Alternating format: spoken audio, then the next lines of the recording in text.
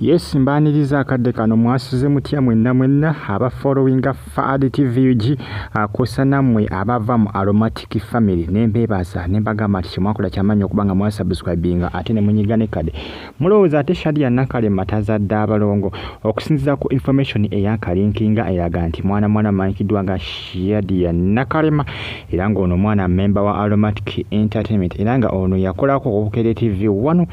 program ey'ekyenkya wabula ku Bukedde yavaayo dda ono yadda ku BBS telefone ono munnanga Azadde Abalongo. Wow. Nena kusaba ogende mu comment section yawo tumwagalize okubanga tumukulisa okubanga Azadde Abalongo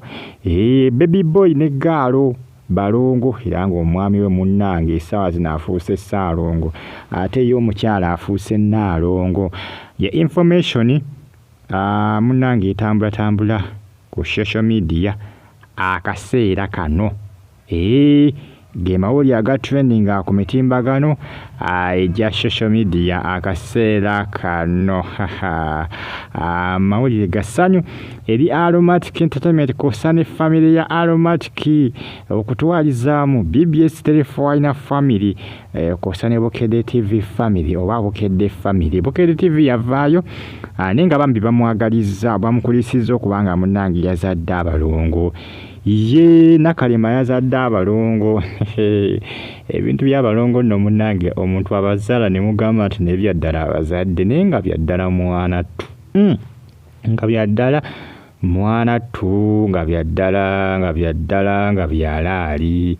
nga si byalwali ng'ebintu byaddala mwana muwala yoyo Shadia Nakalema yoyo Azadde Abalongo. Mu Aromatic akyalimu ne ku Bukedde TV yavaayo data kyakolayo nenga mu Aromatic Entertainment akyalimu bantu bangi baagala Abalongo bagamba ne mukama lwaki tobampa ebintu bya Katonda nno munnange byewuunyisa bw'osuubira okuyita Ssaalongo Bannaalongo Abalongo abalonya tebabalabako ne ate munnange ate bw'otasuubira bibabazaala tebalaba abasinga bakyawakana bagamba nti tekisoboka Nakalema okubanga Azadde Abalongo abazadde mujja kukkiriza lwampaka ku social media mbalaba abasinga mukola ki muwakana mugamba nti tekisoboka bandibanga bali mu kuzannya firimu waapi firimu namunagani teri firimu yamu mwana muwala yakubyewo Abalongo mbagambe mulenzi na muwala akati no mujja kukkiriza lwampaka musaaga mujja kukkiriza lwampaka mbagala nnyo era mbeebaza ne mbagamba nti mwebale nnyo okubanga mufollowinga Fad TV n'okubanga mugyekuumirako nkusaba onfollowinga ate subscribing onyige kade ate commenting awo wansi awo mu comment section bona commentinga munnange ekiba masavu nyate bw'olayikinga eyo eboostinga video gyoba owadde video egiboostinga n'egiyambako okubanga etrendinga n'etuuka wangi nnyo akati nno nkusaba obikole byonna like nga tokomentinge ate subscribing onyige ne ku kale bw'osubscribinga n'onyiga kale ojja kuba tumisinga video zange zenteekayo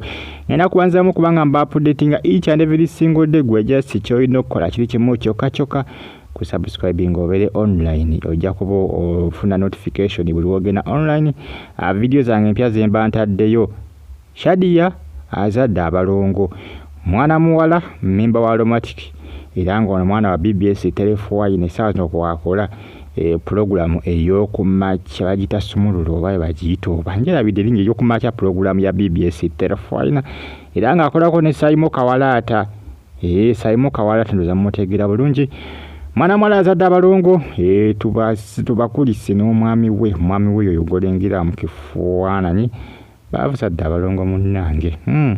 Fad TV commenting abali mu America mbatumiddeko ne Saudi Arabia abali mu Uganda ne bagamba nti muli bakabi nnyo mweraba.